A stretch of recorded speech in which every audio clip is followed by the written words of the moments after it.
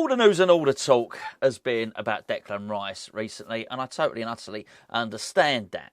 But I think whilst we've been doing that, well, certainly I speak for myself, who've taken the eye off the ball of somebody who's maybe not quite as important as Declan, but extremely important to the club, and that's Jarrod Bowen, because Jarrod Bowen is contractually in pretty much the same situation as Declan Rice. When I say pretty much, here's how it is. Declan Rice's contract ends now, basically, in July 2023.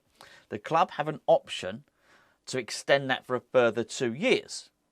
So realistically, were the club to exercise that option, he's contracted to West Ham until July 2025. Jarrod Bowen has no option, but his contract does run until 2025 July. It's exactly the same expiry date as Declan Rice. Makes it sound like a loaf of bread that's going off, doesn't it? They've gone past their best before. They're now in their probably shouldn't eat anymore section of their contract, and that's a major worry.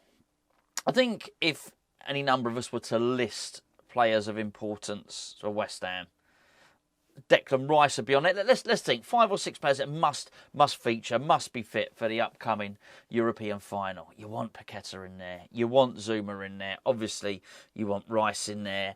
Mikel Antonio is absolutely fundamental to the way we play. Maybe you've got your own people you think are crucial anyway.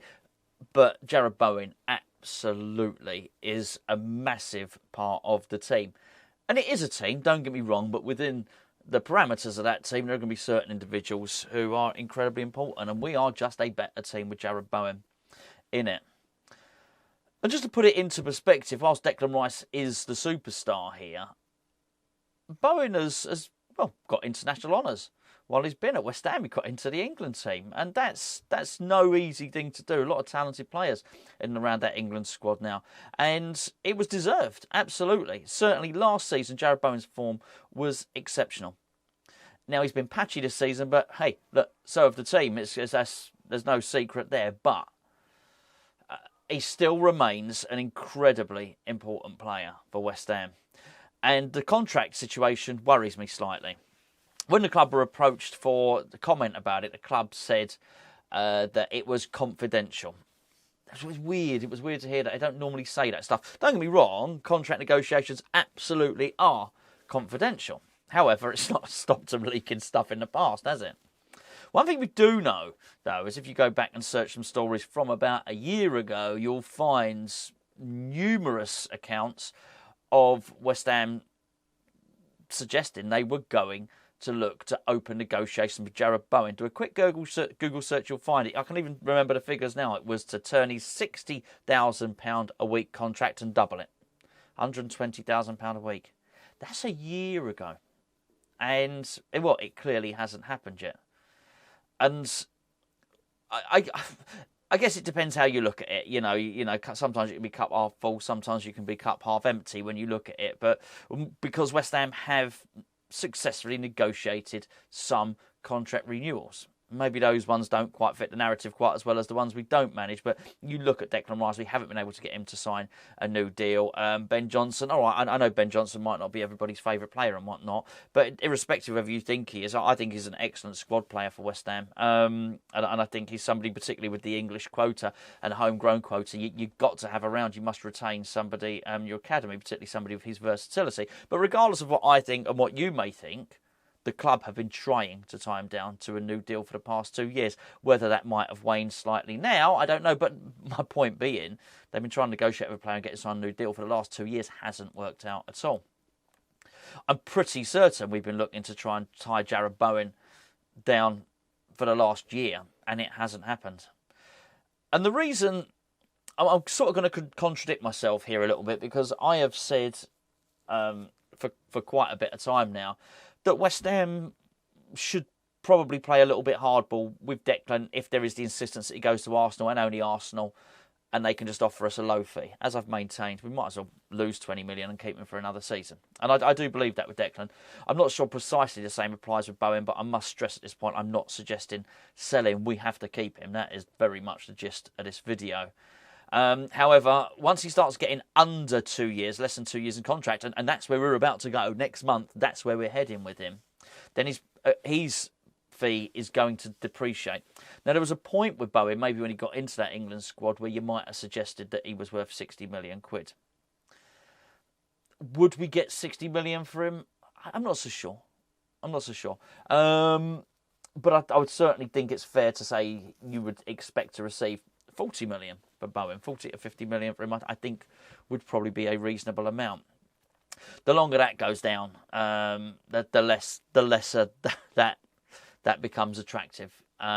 With a year remaining, unlike Declan, I even think with a year remaining, we get 60 million for Declan. I think for a year remaining on Bowen, people are coming in for 25 million and things like that. Now, don't get me wrong, he can go on and have a really great season next season, and that could increase. But I just think he's so pivotally important that we have to sign him. We have to get him signed, and we have to get it done. Now, maybe it's not about money. Maybe it's about something else. I don't know. We'll just have to wait. And I know there'll be a lot of people saying, hey, look, don't worry about it. Bowen's settled. Bowen and Danny Dyer have had the twins. He's settled. He loves West Ham. His father-in-law's West Ham through and through. All that stuff. Okay, and whilst that might all be true, well, I think it's all true, apart from the don't worry about it bit. I'm still worried about it. If that was the case, he would have signed a deal by now, particularly if West Ham would look to offer him 120 grand a week, which is big money. Maybe he feels he's worth more. I don't know. But maybe it's not that. Maybe it's footballing reasons. Maybe it's something else. It's quite easy to look at a situation and look at a player and think it's all about money. You know, not everybody is driven that way, and I'm pretty sure he's doing all right for himself. He's not going to the food bank anytime soon, let's put it that way. When I see Bowen play, and when Bowen does play, even when he's not playing well, I feel he's a threat. I don't feel the same with Saïd Benrahma. I like saying Saïd Benrahma. I think Saïd Benrahma, alongside Paqueta, is probably the most skillful player at the club. He's he can really manipulate the ball well. However, every time Saïd Benrahma starts sort of marching in on the box, doing his dribble, sort of cutting in from the wing, I don't every time Benrahma attacks, I think, he's going to score. In fact, I sometimes think quite the opposite. I think he leans back a lot. I think a lot of his crosses are quite floaty. I think often he shoots over the bar. Granted, he got the hardest shot, or the most powerful shot in the Premier League award for that wonderful goal against Crystal Palace, of course. But by and large, he does try and shape it and curl it into the top corner, and it tends to go over. And I sort of expect that. When Bowen gets the ball, I often think he's going to score. If something's going to happen, he just builds that anticipation within me, and I just think, okay, there's going to be an assist, or there's going to be a shot, or there's going to be something, and I do feel even when he shoots, it's either going to go in the back of the net, or it's going to be such a stinger for the goalkeeper, get parried out, and someone else will knock it in. He just feels like he's got a little bit more cutting edge, and not just than Benrahma. To be fair, I feel Bowen has got a bit more cutting edge than Mikel Antonio, so I think he's actually our most lethal finisher. I think he's the player in our attack that's, I'd say the term again, has got the best cutting edge of everybody. And you cannot be letting those players go. When you look at the team and you look at what we might need for next season, and we'll get onto that after the final, I'm sure, and you look at the positions that need replacing, you don't look at his as one of them. You don't. You think, okay, we'll leave that. We've got him. We'll leave that position alone. We've got Paqueta. We'll leave that position alone. We're pretty good at centre back. We'll leave that position alone. You start looking at other things, replacing Declan. But you couldn't say that about maybe both full-back positions. Maybe you couldn't say that about the left wing. You couldn't necessarily, I still feel we need a striker. When you have positions in your team where you're not worried about them because you know what you've got in there as a quality operator, you've got a top-class performer, that's what we've got in Bowen, then you've got to make sure you keep him. We're entering into the prime years of his career here, of course. He signs a contract now. He stays into West Ham into his early 30s. That's it. We get the best of his career. He'll obviously know that, which is why he's got to be prudent and take his time over a deal. But I couldn't help but think, when I had a look at it and I'd looked at the contracts and I saw it, I thought, wow, we've really been focusing on Declan Rice here. And I guess Declan Rice has probably been agitating for a move. Maybe he's just done it more publicly, I don't know. We often hear that, I think, is it Matt Law at The Telegraph, often reports on what's going on sort of Team Rice. We don't hear what's going on in Team Bowen, but, you have to only, bear in mind he's in exactly the same contract length as Declan Rice, and he's not signed a new deal. you can only assume there's something that's not quite right there. There's a reason he doesn't want to sign it, be it financial, be it footballing. It can only be that, right? It can only be that. Bearing in mind he is quite settled. He's just had kids. He probably agitating for a move up north to go and play for a northern club, like Dawson was. I don't mean agitating, probably the wrong word. Dawson needed to do it for family reasons. My point, Bowen possibly doesn't need to do that. So you can only think it's either footballing reason or reasons of money.